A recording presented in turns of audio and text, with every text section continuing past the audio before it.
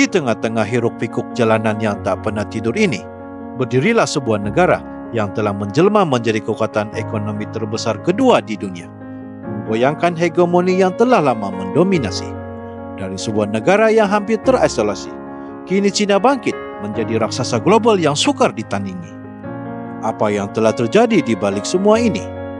Apa yang membuat China menjadi begitu hebat? Dan bagaimana dunia harus menghadapinya?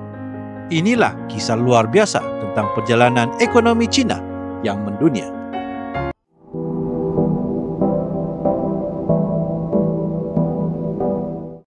Pada tahun 2010, China berhasil menggeser Jepang untuk menduduki posisi sebagai ekonomi terbesar kedua di dunia.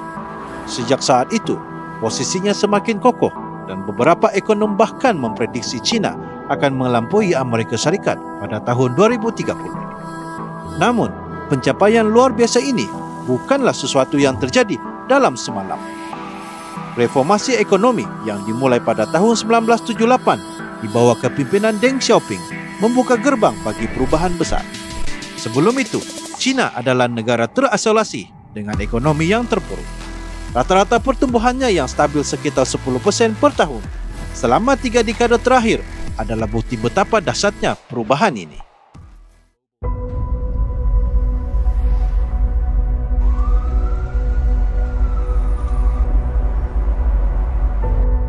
Menurut laporan Bloomberg Economics, tidak ada satu negara pun yang mampu meniru transformasi ekonomi China.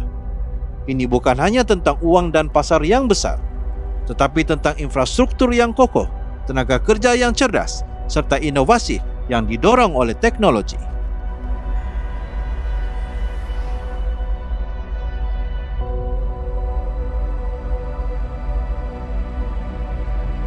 China tidak hanya menjadi pabrik dunia, namun juga penghubung global dengan jaringan perdagangan yang melintasi hampir setiap sudut bumi.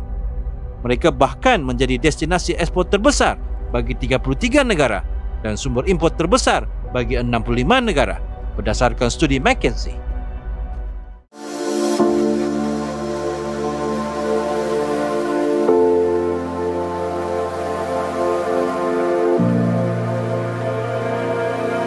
China mencapai semua ini.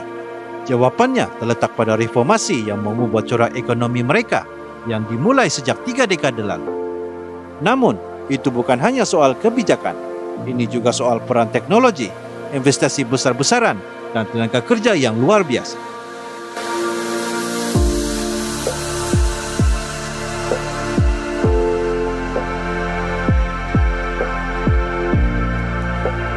Lihatlah Xiaomi yang mampu bersaing dengan raksasa seperti Apple dan Samsung dengan menawarkan teknologi canggih dengan harga terjangkau.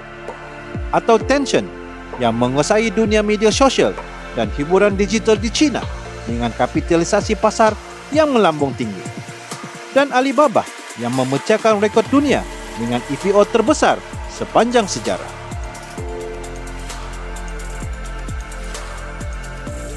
Namun, ambisi China tidak berhenti di sini.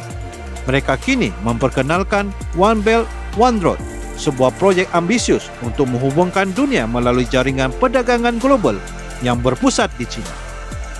Ini adalah strategi besar yang tidak hanya menjadikan China sebagai pusat manufaktur, tetapi juga sebagai kekuatan utama dalam konektivitas global.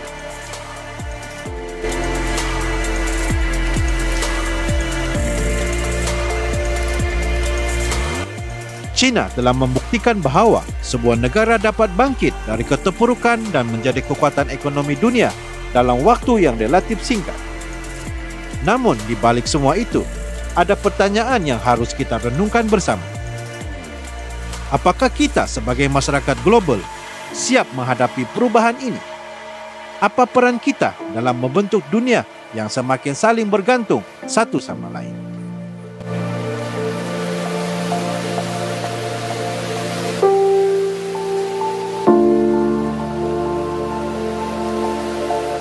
Di tengah persaingan global yang semakin ketat, kita semua memiliki tanggung jawab untuk memahami dinamika dunia yang baru.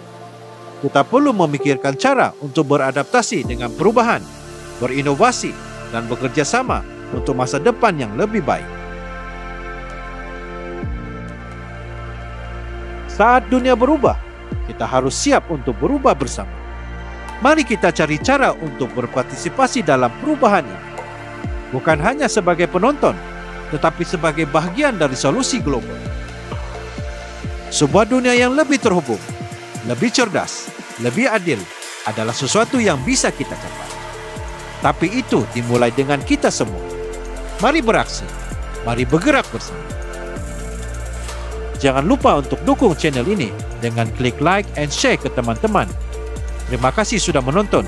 Sampai jumpa lagi di video berikutnya. Semoga bermanfaat.